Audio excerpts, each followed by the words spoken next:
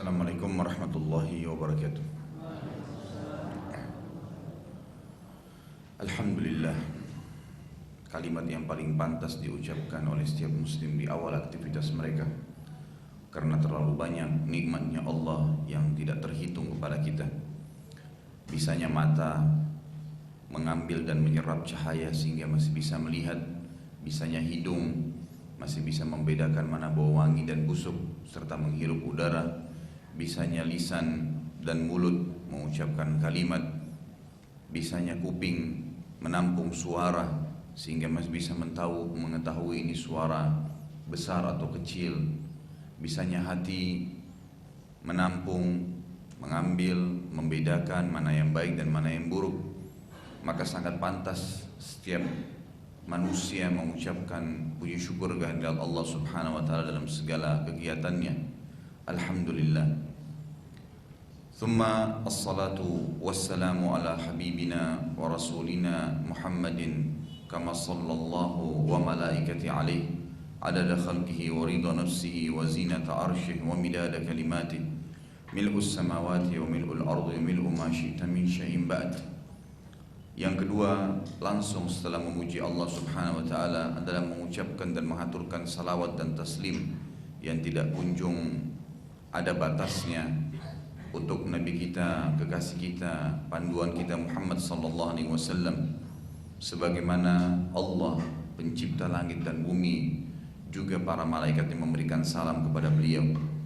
Sebanyak jumlah makhluknya, sebanyak perhiasan singgasananya Allah, seluas kalimat-kalimatnya Allah, dan semoga saja itu semua yang memberikan berkah dalam majlis kita ini, karena Nabi SAW telah bersabda, kullu amrin la yubda'u bismillahi fahuwa aqta'.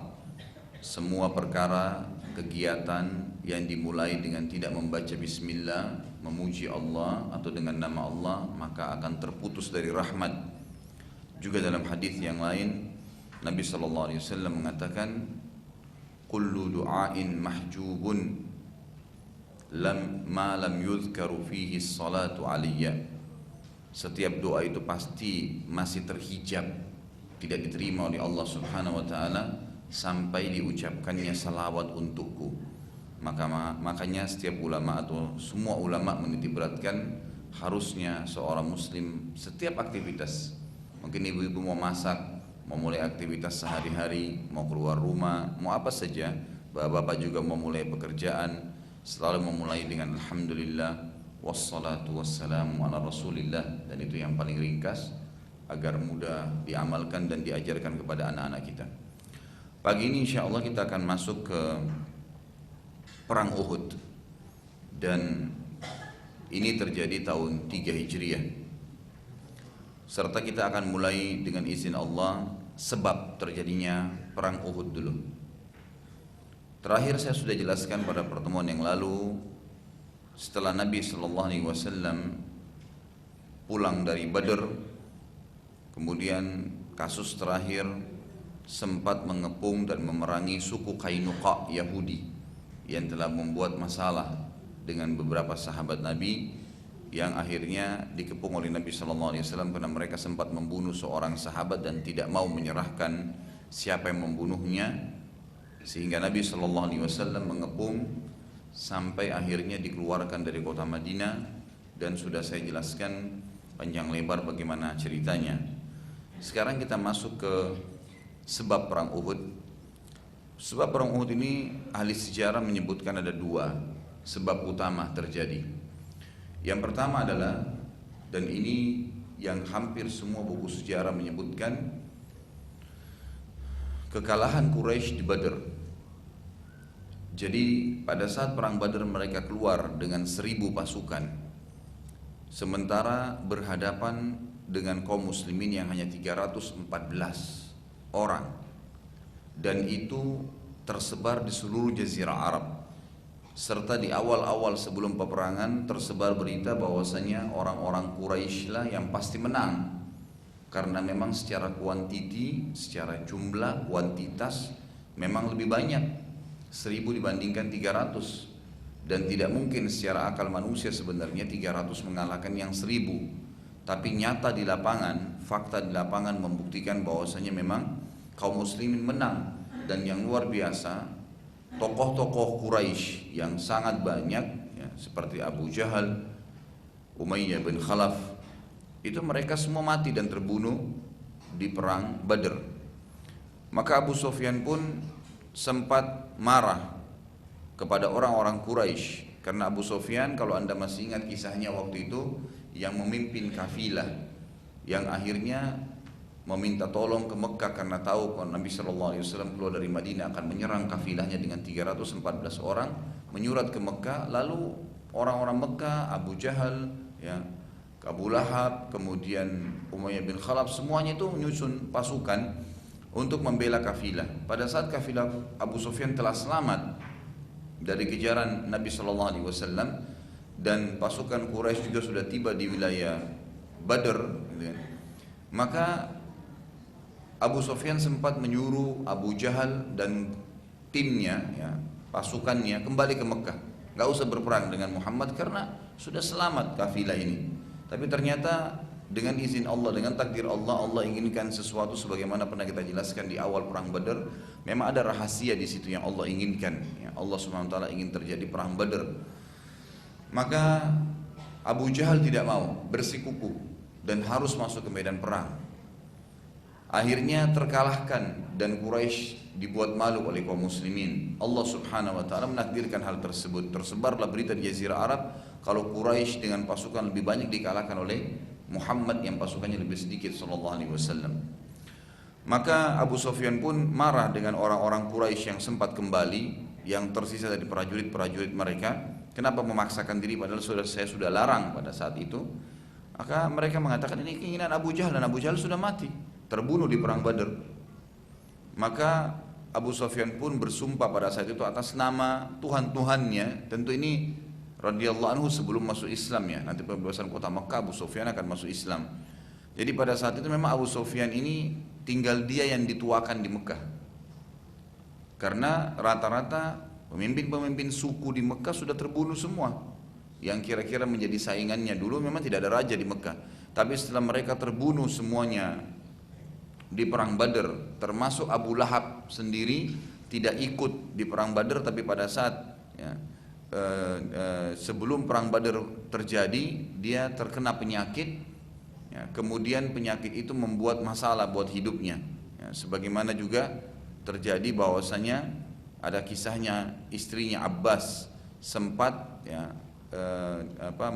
melepaskan budaknya yang sudah masuk Islam pada saat itu dari cengkeraman Abu Lahab yang berusaha memukulnya, karena menceritakan bahwasanya yang dilihat oleh orang-orang Quraisy yang menggunakan kuda putih, baju putih di perang Badar itu adalah para malaikat. Mungkin ini juga sudah saya jelaskan waktu itu kisahnya. Intinya istri daripada Abbas sempat memukul kepala Abu Lahab dengan anak panah atau busur panah pada saat itu, akhirnya berdarah dan dia makin sakit, ya, kena penyakit yang berat dari luka itu sampai akhirnya badannya membusuk dan meninggal dunia. Dan anak-anaknya pun tidak ada yang mau urus jenazah Abu Lahab ini, dan bahkan mereka melemparin batu dari jauh saja. Dan ini semua berarti tokoh-tokoh Quraisy meninggal, sebagian besar di perang Badar, dan Abu Lahab sendiri meninggal di Mekah, dan tersisa di Mekah waktu itu adalah Abu Sufyan. Abu Sufyan ini Bapak Ibu sekalian akhirnya bersumpah atas nama Tuhan-Tuhannya pada saat itu untuk, ya, memerangi kaum muslimin dan menyuruh seluruh umat Islam tidak boleh menangis, seluruh orang-orang Quraisy tidak boleh menangis pada saat itu sampai mereka balas dendam, ya, sampai mereka balas dendam di Uhud. Ini sebab pertama yang disebutkan oleh para ahli sejarah. Artinya Quraisy berusaha balas dendam dari kekalahan mereka di Badr, dan yang menjadi pemicu, ya, sehingga orang-orang Quraisy mau membentuk pasukan setelah mereka kalah adalah motivasi dari Abu Sufyan yang pada saat itu menjadi orang yang dituakan di Mekah setelah banyaknya terbunuh tokoh-tokoh Quraisy yang lain. Sebab kedua disebutkan juga oleh ahli sejarah adalah orang-orang Quraisy ini sebagaimana sudah kita jelaskan sebelumnya, dalam kisah pun dalam Al-Quran diceritakan dalam surah Quraisy, khusus nama surah Quraisy, surah nomor 104. Ayat 1 sampai ayat 4 Allah menceritakan kebiasaan mereka memang bisnis ke negeri Syam dan Yaman, tergantung musim dingin atau musim panas. Jadi ternyata jedah antara perang Badar dan perang Uhud, ada kafilah Quraisy lagi yang keluar dan sempat diserang oleh kaum muslimin. Tentu itu dalam surah Quraisy Allah ceritakan, a'udzubillahi minasyaitonirrajim, li'ilafi Quraisy ilafim rihlatash syita'i was-shaif falyabudu rabb hadzal bait alladzi at'amahum min ju'in wa amanahum min khauf. Kebiasaan orang-orang Quraisy, kata Allah, kebiasaan mereka bepergian pada musim dingin dan musim panas. Orang-orang Quraisy biasa mengadakan perjalanan terutama untuk berdagang ke negeri Syam pada musim panas. Karena di musim panas ini di negeri Syam itu pohon-pohonnya pada berbunga, buah-buahan banyak ya.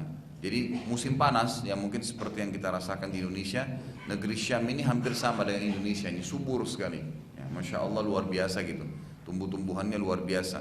Sampai diceritakan tentang suburnya Libanon dan beberapa negara yang lain, termasuk Palestina sebenarnya, karena negeri Syam itu masuk Palestina di dalamnya.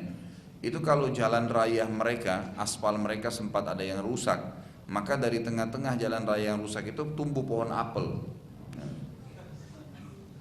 Iya, jadi yang tumbuh bukan rumput, tapi yang tumbuh adalah pohon buah-buahan, saking suburnya luar biasa. Nah, orang-orang Quraisy itu biasanya di musim panas, Mekah karena terlalu panas dan mereka butuh barang dagangan, mereka berangkat ke negeri Syam. Jadi sekalian di sana hidupnya bisa lebih nyaman, melihat hijau-hijau gitu kan. Kemudian di musim dingin mereka menuju ke Yaman. Di Yaman ini hampir sama sebenarnya dengan Saudi ya, umumnya banyak padang pasir, tetapi masih berimbang antara padang pasir dengan tanah yang tumbuh-tumbuhannya ada ya, pohon-pohonnya gitu kan. Kalau kita tahu di Saudi di padang pasir biasanya yang padang pasirnya jelas tidak ada pohon kecuali pohon-pohon yang berduri atau yang kering daunnya gitu kan. Jadi ada wilayah di Yaman ini sebagiannya adalah padang pasir, sebagiannya adalah wilayah yang tumbuh-tumbuhannya ada. Nah, dengan adanya dua wilayah ini, padang pasir dengan wilayah pohon-pohonan ini, di musim dingin itu lebih tepat. Jadi dinginnya tidak terlalu ya, beda dengan kalau padang pasir semuanya itu dinginnya luar biasa. Itu dinginnya luar biasa. Jadi kalau tidak ada perkebunan-perkebunan itu musim dingin sangat ya dingin sekali. Seperti di Madinah, di kota Madinah itu kalau di wilayah padang pasirnya itu di awal-awal musim dingin saja sudah sangat luar biasa karena datar dan udara itu leluasa kemana-mana gitu kan. Dibandingkan dengan kalau ada pegunungan, ada pohon-pohon, maka udara-udara dingin masih tertahan. Nah, mereka menggunakan di musim dingin itu ke negeri Yaman.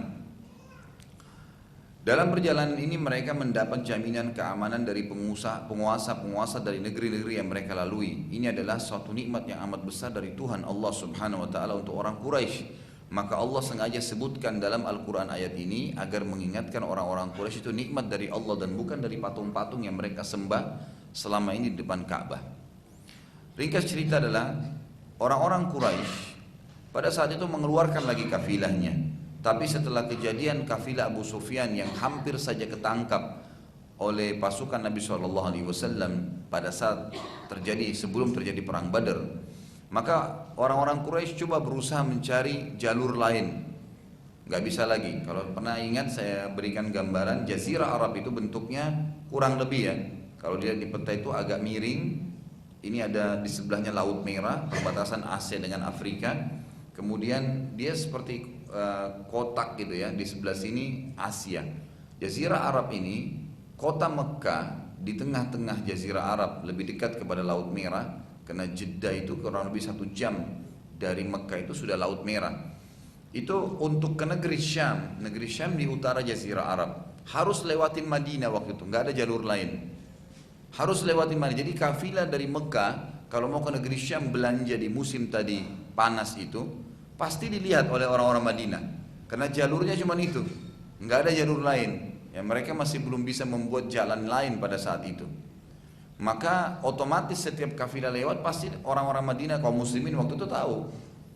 Nah, akhirnya Abu Sufyan dan beberapa orang-orang Quraisy berpikir untuk mengalihkan jalur bisnis, karena mereka tidak bisa berhentiin itu. Kalau berhentiin maka Mekah akan kosong dari barang-barang dagangan.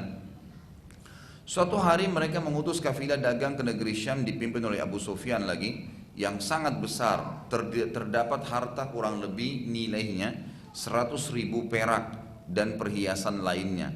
Jadi ini sudah miliaran jumlahnya ya. Kalau sekarang mereka berusaha menyembunyikan berita dan memilih jalur yang cukup jauh sampai menuju ke Irak lalu menuju ke negeri Syam. Jadi ini karena tidak ada petahnya. Kalau dilihat petah Jazirah Arab itu Mekah di sini, Madinah di atasnya, di utaranya. Dulu jalur ke negeri Syam lewat atas. Negeri Syam di atas nih. Di sebelah ya, di sebelah negeri Syam, ya, sebelah timur negeri Syam itu adalah Irak. Maka orang-orang Quraisy dia tidak naik ke atas langsung ke negeri Syam karena harus lewat Madinah. Mereka ke arah timur jauh sekali wilayah Irak baru masuk ke Syam supaya nggak ketahuan. Dan ini tidak mungkin pada masa itu secara hitung-hitungan manusia orang Madinah akan tahu kafilah ini karena jauh ke arah timur sampai ujung dekat laut Teluk ya. Kemudian naik ke atas ke Irak baru ke negeri Syam. Ternyata ada satu kejadian kecil dengan izin Allah Subhanahu wa taala terjadi. Allah takdirkan. Pada saat itu terjadi pertemuan antara seorang sahabat Nabi yang bernama Sulaik radhiyallahu anhu bersama dengan satu orang kafir Quraisy, sahabat dekatnya namanya Naim bin Mas'ud. Naim bin Mas'ud ini adalah salah satu dari tokoh Quraisy dan memang dia termasuk orang yang biasanya mengatur apapun yang berhubungan atau mengetahui atau mengatur atau merahasiakan lah kita bahasakan ya. Apapun informasi yang ada di Mekah yang penting, ya masalah politik nih.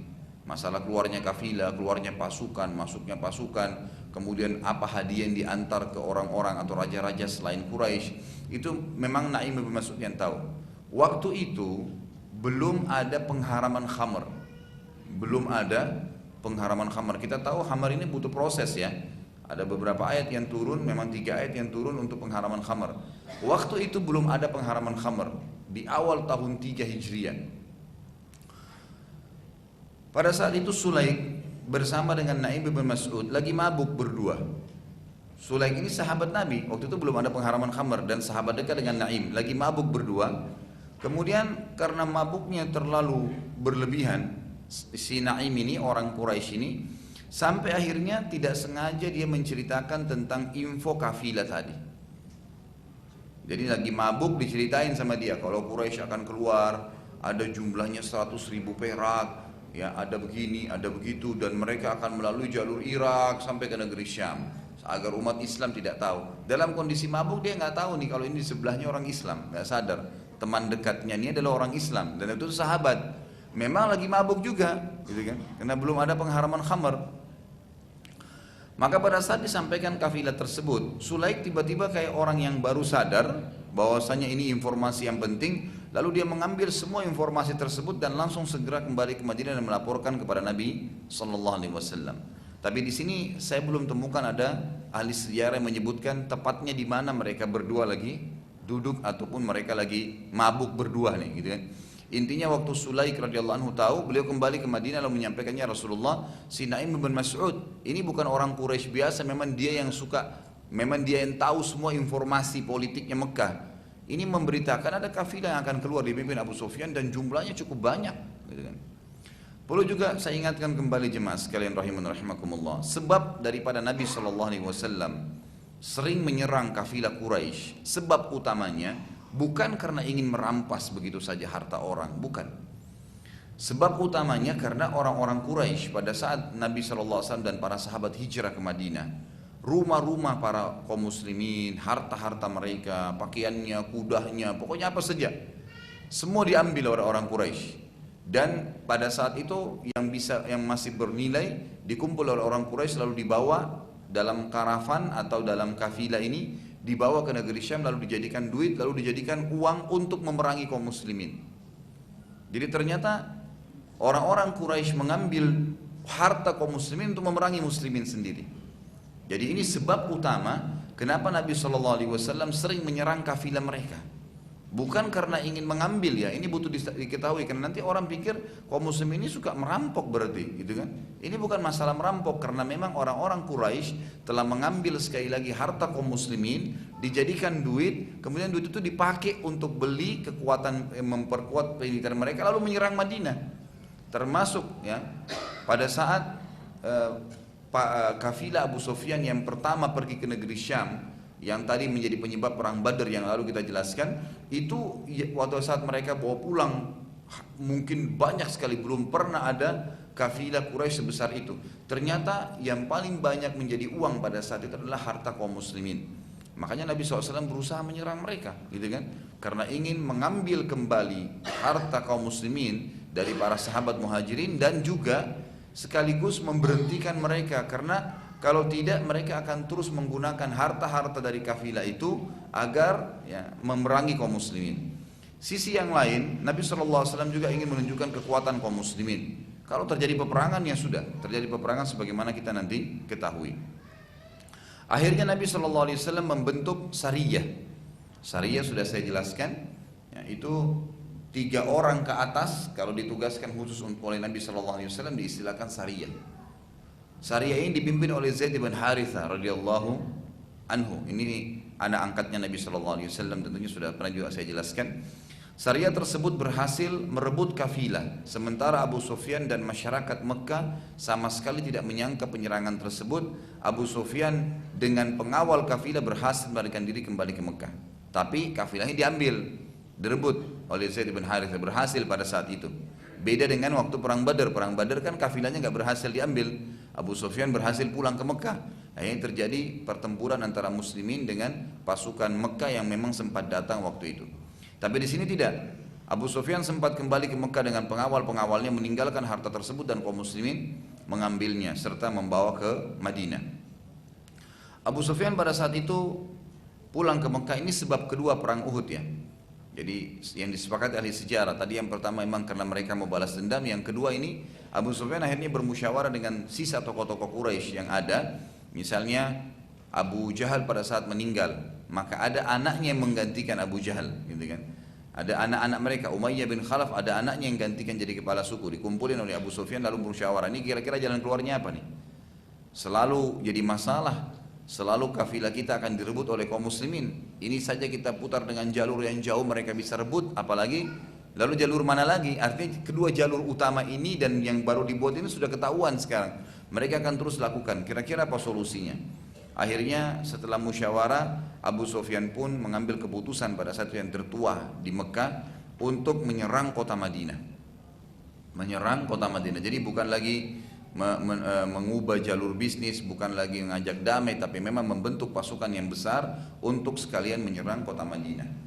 Keputusan final ini pun akhirnya disepakati oleh masyarakat Mekah karena memang mereka merasa terancam ekonominya. Kalau enggak maka mereka tidak akan punya dagangan lagi. Lalu Abu Sufyan mulai menyebarkan info dan memotivasi masyarakat untuk mendukung persiapan perang dengan mengumpulin harta, ya, apa saja tunggangan, ya, baju perang, apa saja yang mereka mampu kumpul dikumpul semua. Dan pada saat itu berhasil Abu Sufyan mengumpulkan harta yang banyak dari orang-orang Mekah, dan Abu Sufyan sempat berkata, tidak boleh ada satu orang pun dari orang Mekah yang sedih sampai kita menyerang Madinah dan kita akan memenangkan peperangan. Kemudian Abu Sufyan juga sempat menghubungi suku Ghatafan. Ghatafan ini dasarnya memang pasukan kafilah yang sering disewa. Jadi kalau ada satu kota di zaman itu, misalnya Mekah, mereka lemah dari sisi militer, mereka bisa mendatangi suku Ghatafan, sepakat kami akan bayar kalian sekian, nanti kalian menggunakan kekuatan militer kalian untuk membela kami. Jadi mereka memang perang sama musuh-musuh orang Quraisy ini. Pasukannya banyak. Ini Ghatafan ini bisa mencapai jumlahnya nanti di zaman perang-perang yang terakhir pembebasan kota Mekah itu bisa sampai 100.000 orang. Tapi pada saat itu yang diikutkan bersama dengan orang-orang Quraisy dan Abu Sufyan berikut penduduk Mekah adalah 3.000 orang. Adalah 3.000 orang. Jadi jumlah ini sangat besar sebenarnya karena Mekah belum pernah memiliki pasukan sebesar ini. Ini artinya prajurit perang ya, bukan umumnya orang yang partisipasi. Agak beda pembentukan pasukan orang-orang kafir dengan para kaum muslimin. Kalau misalnya umat Islam nih butuh perang, jihad, maka diiklankan di masjid. Nabi SAW iklankan di masjid, dan ini tradisi kita mungkin sampai hari kiamat kalau terjadi seperti sama halnya. Cuma mengatakan jihad, siapa saja ya bapak-bapak bisa daftar. Mau punya keterampilan tidak ya ikut aja, gitu kan. Untuk mencari fadilah jihad. Nah ini sangat mudah sebenarnya bagi kaum muslimin untuk mengumpulkan pasukan, nanti mereka tinggal dilatih. Kalau orang-orang kafir nggak bisa. Orang kafir itu tidak ada yang mau ikut perang kecuali memang orang yang punya keterampilan militer. Dan memang mereka dijanjikan gaji sekian banyak baru mau, gitu kan. Jadi itu memang dari sisi pembentukan pasukan sudah berbeda antara kaum muslimin dengan orang-orang kafir. Jadi jumlah 3.000 ini artinya 3.000 semuanya personil perang. Memang punya keterampilan, bukan orang umum dikumpulin seperti muslimin, nggak tahu pegang pedang pun disuruh ikut, gitu kan. Ini enggak, memang mereka ahli perang 3.000 ini. Makanya ahli sejarah mengatakan Mekah sendiri belum pernah menyaksikan pasukan sebesar itu, semuanya memang militan, ya, semuanya memang ahli perang. Kemudian pada saat berita tersebut, pasukan tersebut keluar menuju ke Madinah, ini tidak main-main ya, mau menyerang Madinah. Dan perlu juga saya garis bawahi, Uhud itu pada saat zaman Nabi SAW yang sekarang kalau Bapak Ibu lagi ziarah kota Madinah, Uhud itu sudah masuk di seluruh wilayah Madinah kan. Zaman itu memang Uhud di dalam Madinah, di wilayah haram ya istilahnya. Tetapi sebelum Uhud, di dekat Masjid Nabawi, jadi antara Uhud sama Masjid Nabawi itu kurang lebih 7 km jaraknya.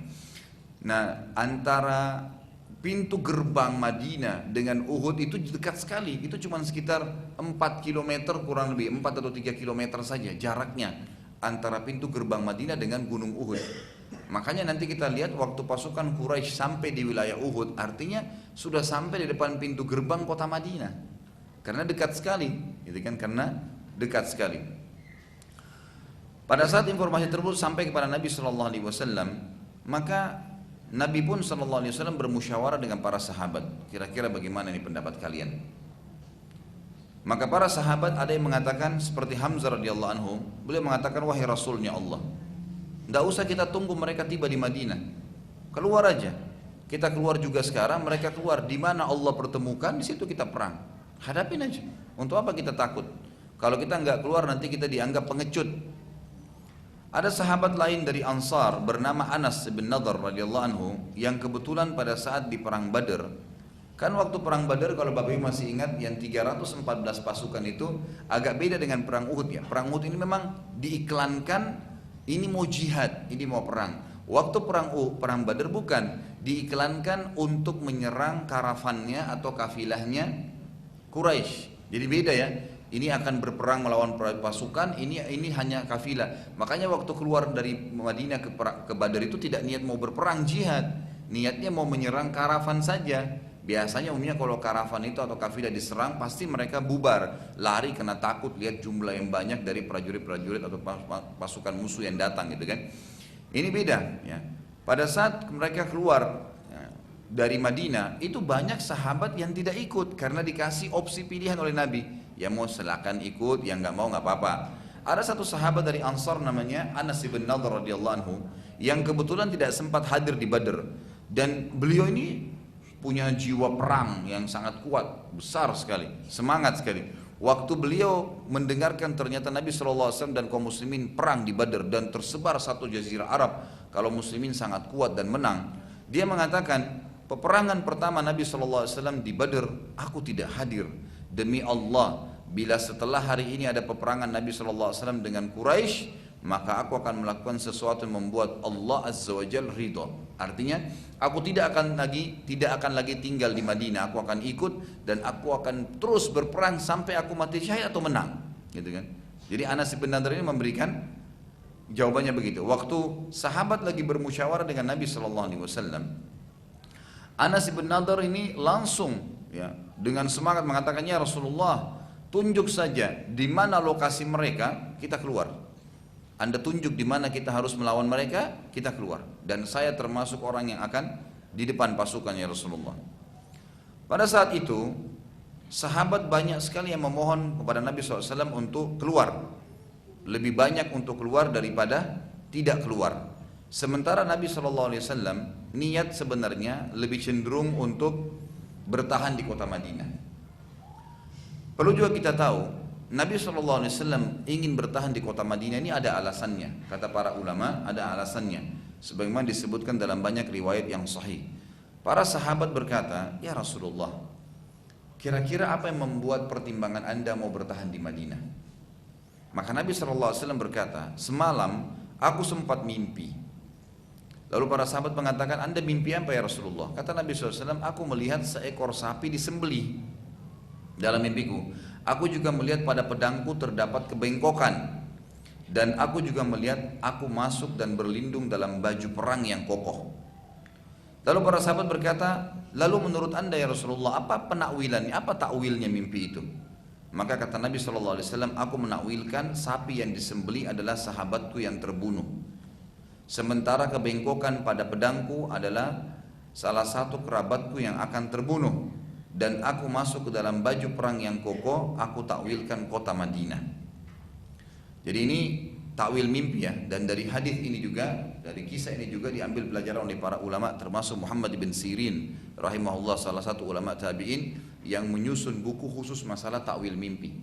Juga diambil daripada kisah Yusuf alaihissalam, di mana Allah SWT menceritakan tentang keterampilan dan kemujizatan Yusuf alaihissalam bisa menakwil mimpi. Maka banyak ulama, diantaranya Hasan Basri, Muhammad bin Sirin, Sa'id bin Musayyib, Atha bin Abi Rabah, banyak ulama-ulama tabi'in yang akhirnya terjun di bidang ini, ya, terjun di bidang. Jadi kalau ada yang butuh takwil maka ditakwilkan sama dia, dan mereka menghubungkan antara mimpi tersebut dengan dalil-dalil yang ada, dalil-dalil yang ada. Mungkin saya pernah sebutkan bagaimana Hasan Basri rahimahullah pernah kedatangan dua orang, dua-duanya mendengarkan azan. Yang satu dengar azan, yang satu lagi dengar azan. Tolong takwilkan. Kata Hasan Basri, baiklah, berikan saya waktu 2-3 hari baru saya berikan jawaban. Sementara berjalan 2-3 hari tersebut, Hasan Basri melihat keadaan dua orang ini. Yang satu ternyata terkenal suka mencuri, dan yang satu ternyata ya suka ke masjid, setiap azan langsung ke masjid. Maka pada saat keduanya datang di hari yang sama, di hari ketiga, Hasan Basri berkata kepada yang suka mencuri, kamu akan mencuri tahun ini dan tanganmu akan dipotong.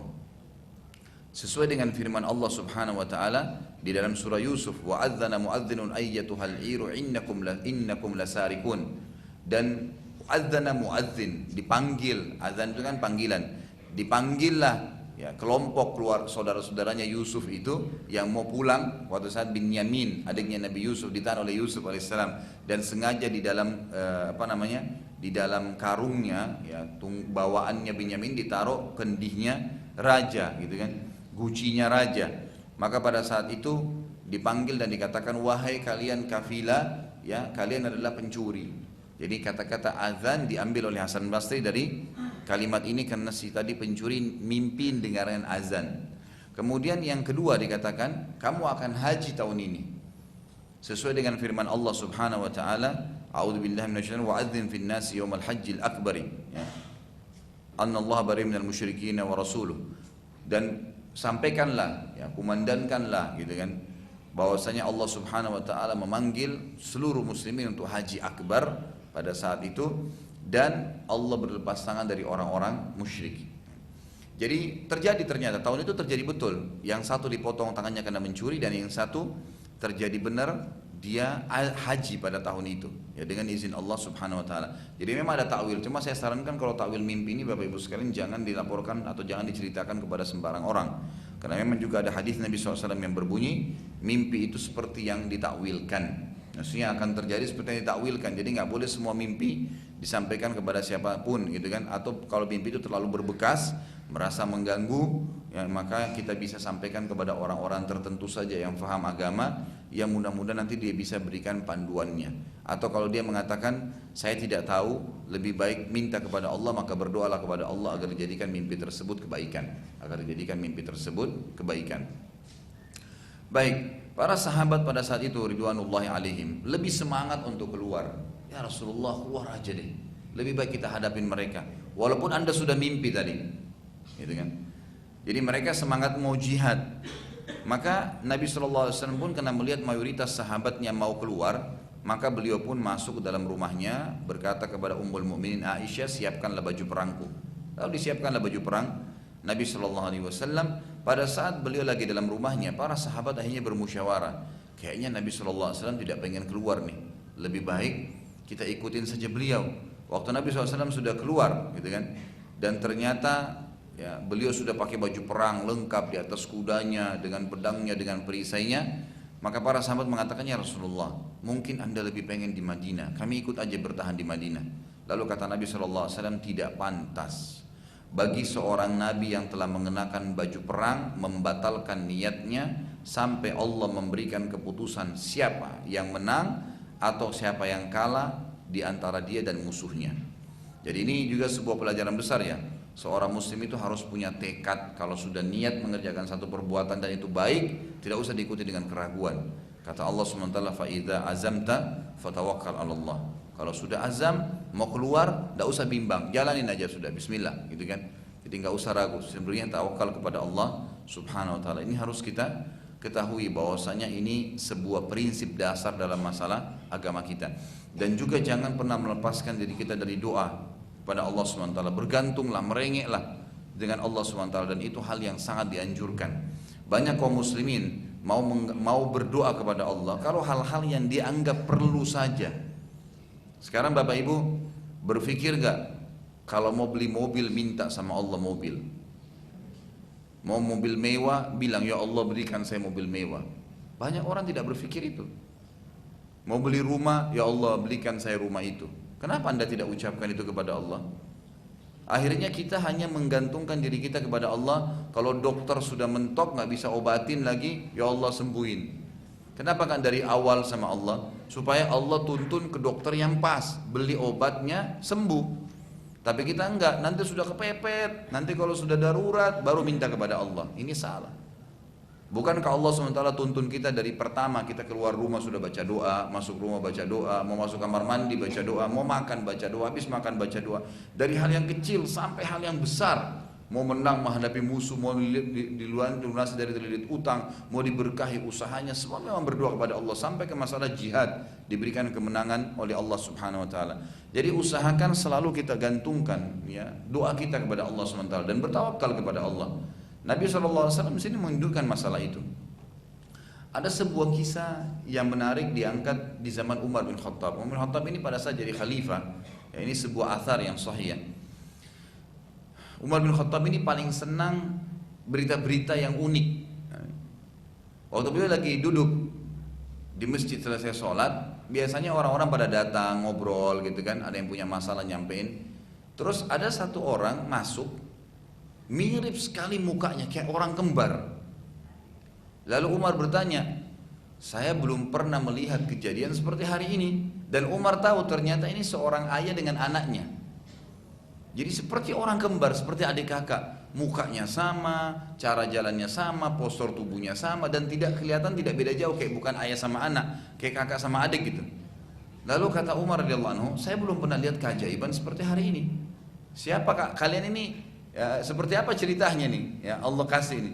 Kata orang itu, yang si ayahnya, wahai Amir Mukminin, kalau anda mau dengar ceritanya anak saya ini kenapa mirip sama saya, silakan, saya akan sampaikan. Kata Umar, silakan. Umar memang butuh berita-berita yang unik, ini unik, pasti ada sesuatu nih. Maka kata ayahnya, saya pada saat menikah dengan ibunya anak ini di tahun pertama dan sampai berjalan kurang lebih 6 bulan dari masa pernikahan dan istri saya hamil, dia bilang. Satu waktu saya butuh hajat setelah 6 bulan pernikahan dan dia lagi hamil beberapa bulan, saya butuh hajat keluar safar. Dan zaman dulu tuh orang kalau safar bukan kayak kita sekarang ya. Sekarang lebih aman jalanan, kita tinggal beli tiket pesawat, oh istri udah tahu nih baliknya minggu depan, udah ada tiket pulang perginya, ada pesawat. Zaman dulu orang kalau safar nih bisa kembali bisa enggak gitu. Bisa dimakan hewan, bisa dirampok oleh perampok, seperti orang yang sudah selamat tinggal gitu kan, bisa kembali bisa enggak. Nah, maka dia bilang, saya pun pamit dengan istri saya, lalu istri saya merengek sama saya sampai depan pintu minta supaya jangan pergi pada saat itu. Tapi saya pun tetap pergi karena memang saya merasa perlu pada saat itu, seperti dia khawatir sekali. Lalu kemudian yang saya tangkap kata orang ini, Dia khawatir karena dia lagi hamil. Maka saya pun di depan pintu memegang perut istri saya sambil berdoa, ya Allah, aku menyerahkan keamanan ya, anakku ini padamu. Maka aku pun pergi. Dia bilang, tapi pada saat itu aku tidak terfikir untuk mengucapkan aku serahkan keamanan istri dan anakku. Aku cuma katakan anakku saja. Setelah itu aku pun pergi ke safar dan Allah mencatatkan itu beberapa waktu ya, beberapa bulan gitu. Sampai akhirnya dia balik, sudah masa melahirkan istrinya. Pada saat dia balik, pintu rumahnya tertutup. Kemudian dia tanya orang-orang di sekitarnya, kata mereka istrimu sudah meninggal beberapa hari yang lalu. Dan ini sudah masa dia melahirkan ya. Lalu kemudian dalam kisah ini dikatakan orang ini pun ya berkumpul dengan kaum muslimin di masjid. Dia bilang saya berkumpul dengan mereka. Selesai sholat gitu kan. Kebetulan kuburan ya, istrinya ini bersama dengan kuburan muslimin ada di sekitar situ kelihatan. Lalu pada saat mereka bubar dari sholat, mereka dalam kisah ini dikatakan, ini kisah nyata ya, dari kuburan itu keluar seperti asap ya, seperti asap. Lalu berkatalah si suami tadi ini berbilang, itu kenapa? Kok bisa keluar asap seperti itu? Kata orang-orang yang sekitar dia, ya kami lihat semenjak kami kuburkan istrimu selalu begini. Dari 2 minggu yang lalu istrimu mati ini setiap malam selalu begini. Maka si suaminya berkatakan, demi Allah saya tidak tahu istri saya kecuali kebaikan. Saya tahu, saya kenal betul siapa istri saya. Tiap masa puasa dia puasa, tiap malam sholat tahajud, nggak pernah berbohong, selalu jujur, baik sekali istri saya ini. Ini sudah luar biasa ibadahnya. Nggak mungkin ini tanda keburukan. Lalu dia bilang, saya pun wahai Amir Mukminin menuju ke kuburan istri saya bersama dengan sepupu-sepupu saya, lalu saya menggali kuburan itu. Saya menggali untuk mencari tahu ada apa sebenarnya, kenapa kok seperti ini. Dia bilang pada saat saya gali Amir Mukminin, saya temukan ya di ujung kaki, ya maksudnya di tempat rahimnya istrinya ini, saya temukan anak ini. Anak ini dalam kondisi hidup, Ya, jadi ada pada saat itu di situ. Jadi pada saat itu digali ditemukan, jadi ibunya jadi jenazah, tapi di rahimnya jadi ternyata melahirkan gitu kan. Dengan hikmah Allah Subhanahu wa taala. Maka Umar pun menangis dan seluruh sahabat itu menangis yang masih hidup di situ, lalu berkata, kalau seandainya kau pun mengatakan ya Allah, aku juga memberikan keamanan istriku padamu, maka niscaya Allah akan jaga istrinya. Gitu kan? Jadi karena dia ucapin doa tadi, pegang perut istrinya, ya Allah, aku serahkan keamanan anakku ini padamu. Maka Allah Subhanahu wa taala begitu. Sampai dikatakan pada saat itu terdengar suara, ya kemungkinan dari salah satu yang hadir, wahai fulan, inilah hasil daripada doamu. Inilah hasil daripada doamu. Jadi orang tidak boleh melepaskan diri dari doa. Harus biasakan diri menggantungkan nasib dengan Allah Subhanahu wa taala. Dan semoga Allah Subhanahu wa taala selalu menjaga terutama keamanan iman kita ini dan Islam kita, supaya kita meninggal dalam keadaan iman dan Islam. Dan selalulah Bapak Ibu sekalian berdoa dalam keadaan apapun. Setiap ada apapun berikan kesempatan. Jalan, ya Allah mudahin jalan saya. Ya Allah saya mau beli pakaian itu mudahkan saya dapatkan. Apa saja hubungkan dengan doa. Dan itu sudah pahala ibadah kepada Allah Subhanahu wa taala. Nabi SAW pada saat itu sudah bertekad dan tidak ragu lagi. Akhirnya keluarlah Nabi SAW dengan para sahabat dari pintu gerbang Madinah. Dan Uhud kelihatan, ya Uhud kelihatan karena jaraknya sangat dekat. Saat tiba di wilayah Uhud, Nabi SAW berkata kepada para sahabat, tunjukkan ya pada saya di mana jalan yang dapat menjadikan gunung Uhud di belakang dan sisi kanan kaum muslimin agar bisa berlindung.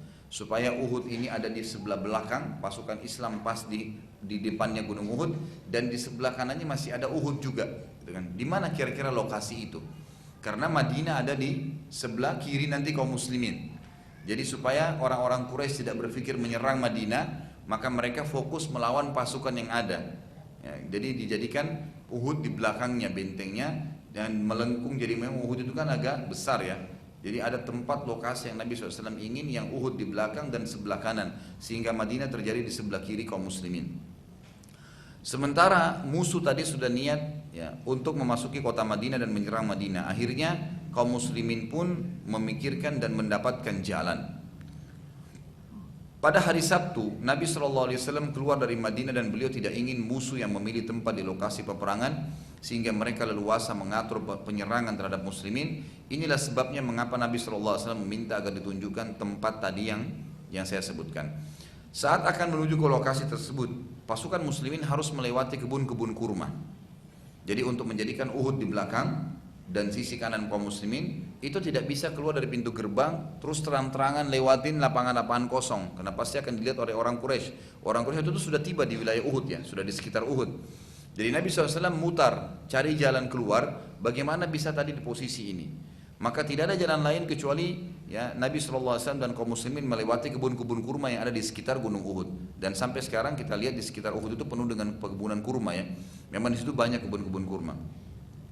Termasuk salah satu yang paling strategis di situ ya untuk dilewati oleh kaum muslimin agar sampai ke sana. Karena kalau lewat depan pasti langsung perang dengan kafir Quraisy. Nabi SAW tidak ingin itu.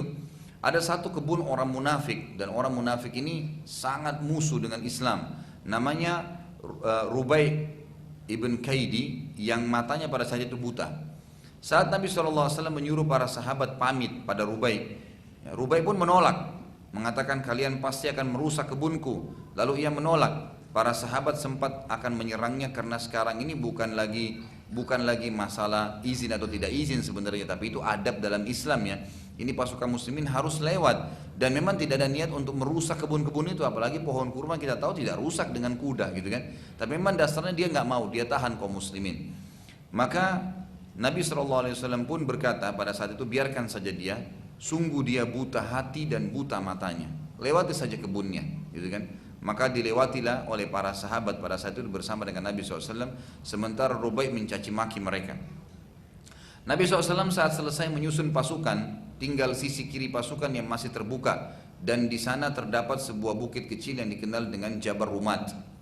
Jadi pada saat Nabi SAW sudah mutar, manuver di belakang kebun-kebun kurma, terus keluar dari kebun kurma itu tiba-tiba sudah berhadapan sama pasukan Quraisy. Pasukan Quraisy dari arah Mekah. Sekarang Madinah sebelah kiri, di belakang muslimin, dan sebelah kanannya Gunung Uhud. Pada saat muslimin sudah keluar dari kebun kurma, orang-orang Quraisy lihat dari jauh sempat kaget karena pasukan ini keluar dari dalam kebun kurma gitu kan. Pada saat mereka berdiri, maka tinggal satu tempat lagi agar orang-orang Quraisy tidak bisa menyerang Madinah dan tidak bisa menyerang muslimin dari sebelah kirinya. Di sebelah kiri Nabi SAW itu ada Jabal Rumat, yang tentu kalau Bapak Ibu lagi umroh atau ziarahin atau lagi haji ziarah Jabal Uhud itu kelihatan. Saya kadang-kadang kalau mimpin umroh atau haji, kalau pas lagi ziarah Madinah, biasanya saya minta sama gaidnya, saya ambil alih informasinya, kemudian nanti saya yang jelaskan masalah peperangan Uhud. Nah biasanya saya ajak ke Gunung Rumat tuh, naik jemaahnya, gitu kan? Naik yang mampu jalan, kemudian saya lihatkan di sini dulu pintu gerbang Madinah, begini pasukan muslimin menyerang, di sini kebun kurma itu dari pasukan Mekah dari sana. Jadi biar jelas dari atas gunung itu kelihatan gitu.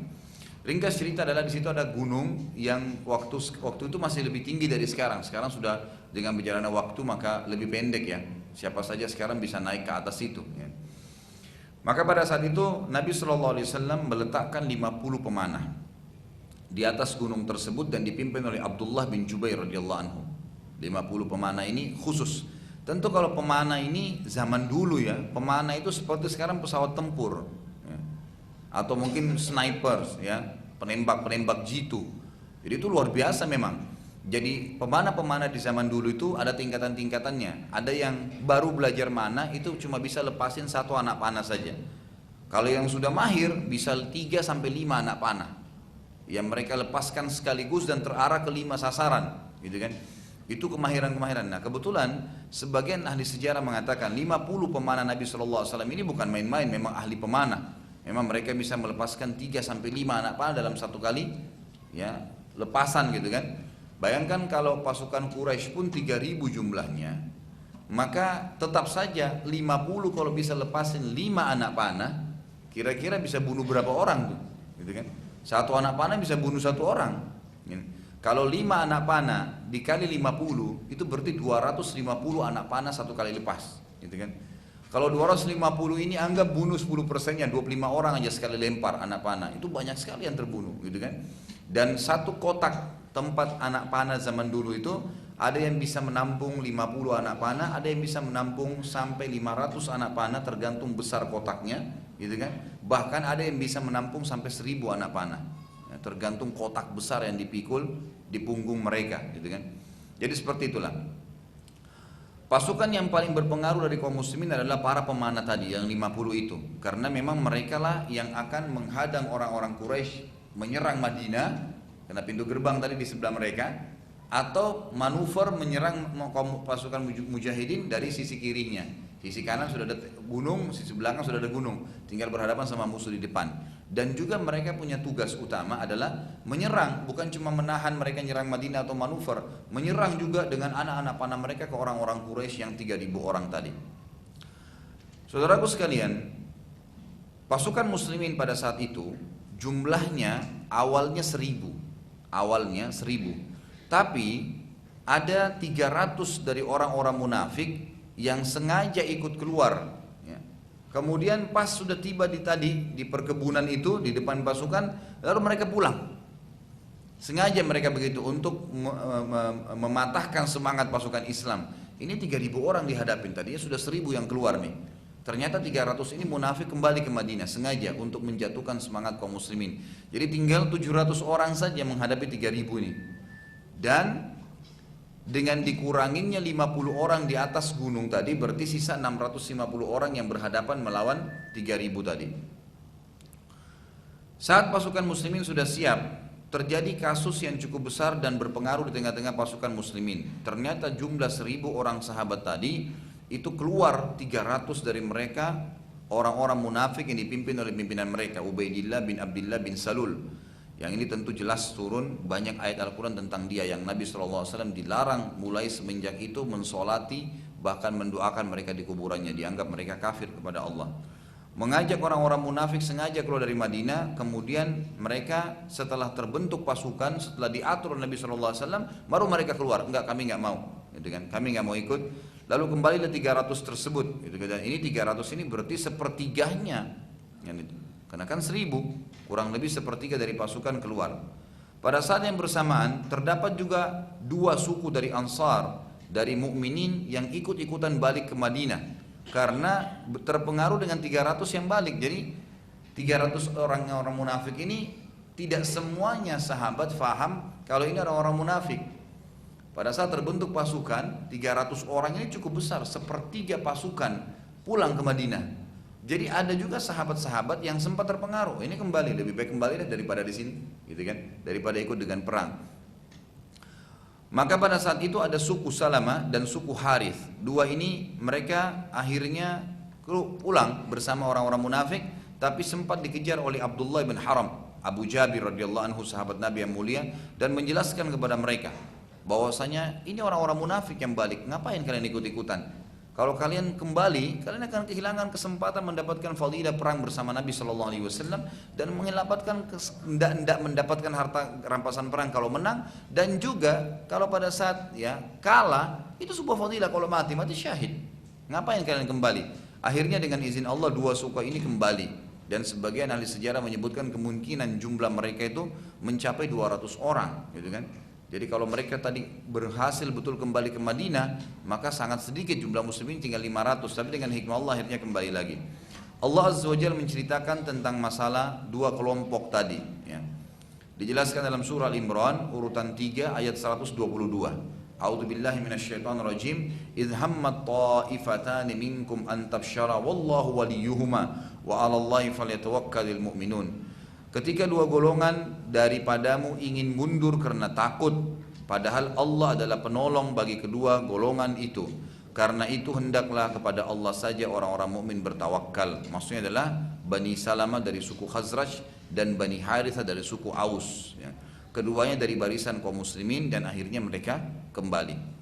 Jabir bin Abdullah radhiyallahu anhu menanggapi ayat tersebut di atas seraya berkata, aku tidak menyesal karena kami dikalahkan di Uhud, karena Allah Azza wa Jalla telah berfirman, sementara Allah lah wali kalian. Jadi nanti di perang Uhud kan kita lihat akan ada terjadi kekalahan untuk muslimin, ya, di fase kedua. Fase pertama mereka menang, tapi Jabir bin Abdullah radhiyallahu anhu sempat berkata, kami tidak sedih pada saat kami dikalahkan di Uhud, karena memang itu ada kekeliruan para pemanah nantinya.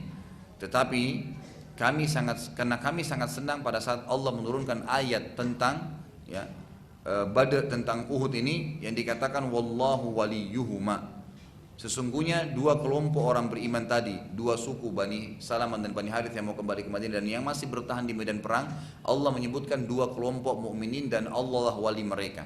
Dia bilang saya lebih senang ya kalimat ini diucapkan oleh Allah daripada memikirkan masalah kekalahan, karena Allah tetap mengatakan kami, Allah lah wali kami. Allah Azza wa Jal pada saat itu menjanjikan bila sahabat bersabar di perang Uhud dan patuh perintah Nabi SAW, Allah akan berikan bantuan juga 3.000 malaikat. Bahkan bisa bila mereka disiplin, maka Allah akan berikan sampai 5.000 malaikat. Jadi mereka ditemani malaikat berperang, asal mereka patuh. Tidak boleh ada satupun yang melanggar, gitu kan? Dan ini sebuah hal yang kita harus ketahui ya. Kalau misalnya dalam komunitas, satu komunitas, misalnya komplek perumahan, komunitas tempat kerja, ada 1-2 orang dari 10 yang kerja, ada 1-2 orang ahli maksiat. Ini nggak boleh didiamin nih, karena kalau didiamin ini seperti buah busuk yang ada di buah-buah yang segar, pasti bisa menyebar virusnya. Di sini ulama mengambil pelajaran mengatakan bahwasanya dari apa yang kita akan bahas ini, ternyata ada beberapa sahabat dari ahli perang yang tadi pemanah itu diwasiatkan oleh Nabi Shallallahu Alaihi Wasallam, jangan tinggalkan gunung atau Jabal Rumat nih, kalian inti peperangan, kami menang atau kami kalah, tetap di situ, nggak boleh pindah, gitu kan? Nanti kita lihat ternyata dari 50 sahabat itu ada 43 yang nanti turun. Ada alasan mereka turun, mereka bukan niat mau berkhianat kepada Nabi SAW, bukan niat berkhianat. Mereka salah tangkap instruksi itu. Mereka pikir cuman kalau pada saat menang, pada saat tidak boleh turun pada saat kalah. Kalau pada saat menang nggak ada masalah turun, gitu kan? Akhirnya mereka sempat turun dari gunung Rumat. Nanti akan saya jelaskan itu. Yang jelas Allah Subhanahu Wa Taala menjelaskan kepada kita dalam Al-Quran surah Imran tentang kisah-kisah Uhud ini.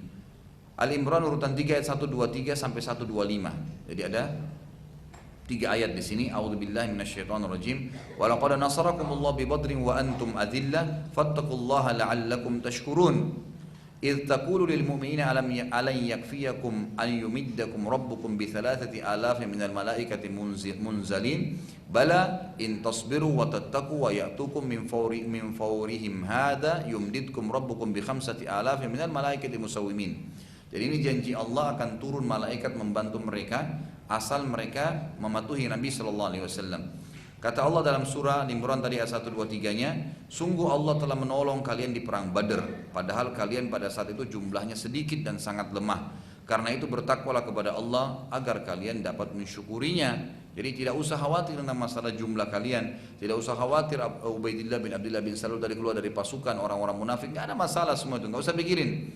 Karena Allah sudah memberikan kemenangan pada kalian pada saat perang Badr, sementara kalian sedikit dan tidak ada niat perang. Ini sudah niat perang dengan perlengkapan perang semuanya. Jadi lebih hebat daripada kasus Badr sebenarnya. Apa yang kalian takuti? Ingatlah kata Allah di ayat 124, ketika kamu mengatakan kepada orang-orang beriman, hai Muhammad, apakah tidak cukup bagi kalian kalau Allah akan membantu kalian dengan 3.000 malaikat yang diturunkan dari langit bila kalian benar-benar sabar, gitu kan, patuh dalam perang ini.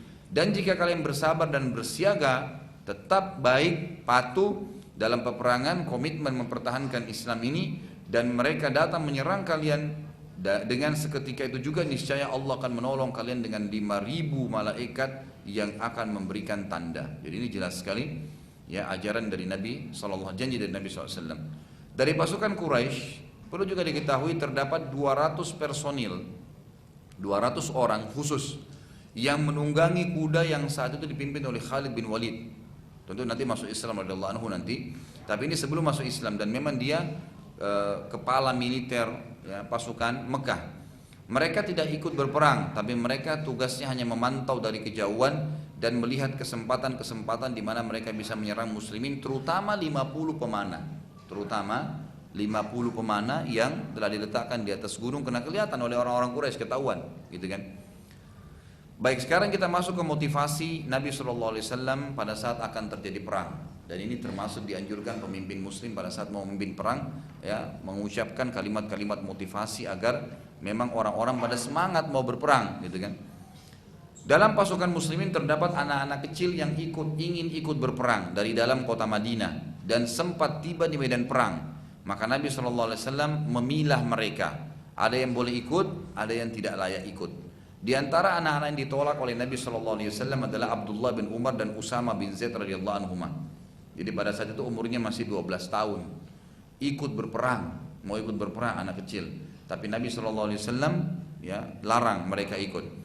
Namun terdapat anak-anak yang diikutkan karena keterampilan mereka. Jadi berarti dibolehkan dalam Islam anak-anak boleh ikut kalau punya keterampilan perang, nggak ada masalah mereka ikut. Di antara kisahnya adalah terdapat seorang anak kecil yang berumur 13 tahun. Saat melihat Abdullah bin Umar dan Usama bin Zaid ditolak, ia berkata, "Wahai Rasulullah, aku mahir dalam memanah." Jadi dia tidak mau ditolak seperti dua temannya, dia mau dia ditunjuk ikut berperang, gitu kan? Dia bilang saya mahir memanah. Lalu Nabi SAW mengetesnya dan ternyata benar ia sangat mahir dan tidak meleset pada saat memanah. Maka Nabi SAW pun mengizinkan anak itu untuk ikut. Seorang anak lain juga berumur 13 tahun saat melihat temannya diloloskan oleh Nabi SAW. Ini kita lihat bagaimana iman para